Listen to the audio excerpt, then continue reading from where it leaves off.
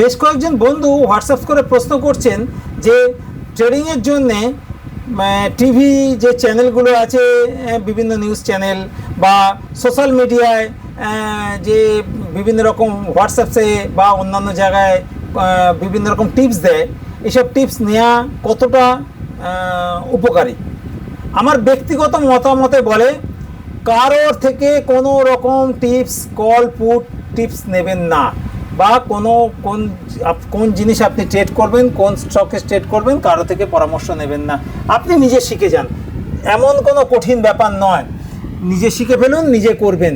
শিখতে গেলে খুব সামান্য জিনিস, আমাদের মতো ছোট ছোট ট্রেডারের জন্য শিখতে গেলে হাতি ঘোড়া অনেক কিছু শিখতে হয় না, ছোট জিনিস শিখতে হয়। কারো যদি পরামর্শ, টিপস, কলের উপর নির্ভর করবেন তাহলে বিপদে পড়ার সম্ভাবনা অনেক বেশি, কারণ ম্যানিপুলেট হয় অনেক কিছুই।